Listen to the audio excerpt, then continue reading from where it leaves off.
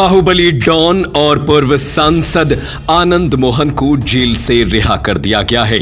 उनकी जेल से रिहाई के लिए बिहार सरकार ने कानून में बदलाव कर दिया और जिसके जरिए सरकारी हत्या को भी एक सामान्य हत्या मानी गई और इसके बाद से आनंद मोहन को जेल से रिहा कर दिया गया, वो भी किसी आम कर्मचारी या सरकारी अधिकारी की मौत नहीं, बल्कि एक डीएम से जुड़ी मौत। जी कृष्णैया की मौत के बाद इस मामले में फांसी की सजा पा चुके और उसके बाद उस सजा को उम्र कैद में तब्दील कर दिया गया और इसके बाद उन्हें अब सरकार ने नियम में बदलाव कर डीएम की हत्या करने वाले के लिए नीतीश कुमार ने नियम बदला और उन्हें जेल से छोड़ दिया गया।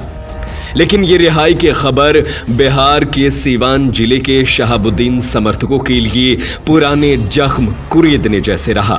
सीवान जिले के समर्थक अब सवाल उठा रहे हैं कि शहाबुद्दीन ने तो किसी डीएम की हत्या नहीं की थी, मोहम्मद शहाबुद्दीन ने तो किसी सरकारी अधिकारी की हत्या नहीं की थी, उन पर तो अभी सिर्फ हत्या के आरोप लगे थे और वो तो अभी अंडर ट्रायल थे और इस पूरे मामले के होने के बावजूद भी बिहार सरकार उन्हें जेल से रिहा न कर पाई। यहां तक कि जब उनके पिता का देहांत हुआ तब हाई कोर्ट ने उन्हें पैरोल देने की गुजारिश की, लेकिन यही नीतीश कुमार कोर्ट में ये कहते हैं कि सुरक्षा के लिए पर्याप्त सिपाही मौजूद नहीं है, इसीलिए उन्हें पैरोल नहीं दी जा सकती। वहीं अब आनंद मोहन की रिहाई के लिए पलक पावड़े बिछाते हुए नजर आ रहे हैं।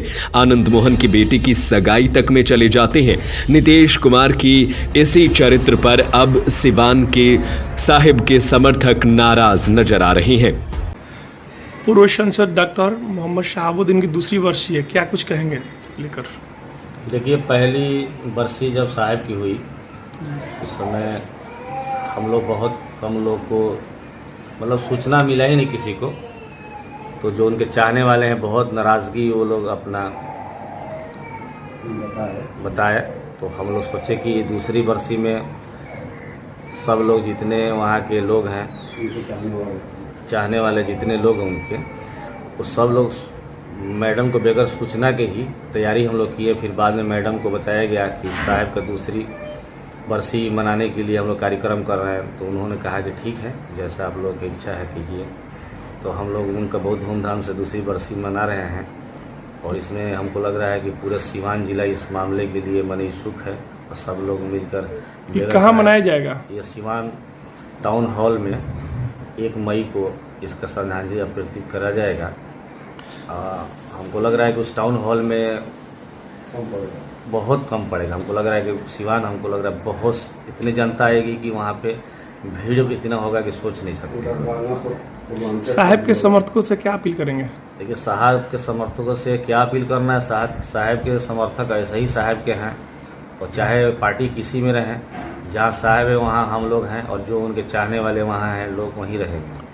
अपना परिचय बता दीजिए। नौमान अहमद, प्रखंड प्रमुख, प्रतिनिधि हसनपुरा। शहाबुद्दीन साहब के बारे में कहा जाता है कि उनके दौर में ही विकास देखने को मिली और जब से उनका देहांत हुआ तब से उनके निधन के बाद से, या ये कहें कि उनकी संसदीय जाने के बाद से इलाके में विकास का कार्य ठप पड़ा हुआ है। वर्तमान में नीतीश कुमार की पार्टी से कविता सिंह सांसद हैं, लेकिन सिवानवासी अभी भी विकास और सुशासन को तरस रहे हैं। आए दिन इलाके में हत्याएं हो रही है जो किसी से छिपी नहीं है। आए दिन आम जनता सड़क पर उतरकर सीवान में विकास के मुद्दे पर सरकार को घेरती है, लेकिन सुशासन बाबू अपनी नई राजनीतिक पारी यानी नरेंद्र मोदी को घेरने के लिए मीटिंग में व्यस्त नजर आ रहे हैं। उधर 1 मई को ही मोहम्मद शहाबुद्दीन का दिल्ली में कोरोना से निधन हुआ था। ऐसे में अब चर्चा और तेज हो गई है कि क्या शहाबुद्दीन साहब के साथ नाइंसाफी नहीं हुई थी।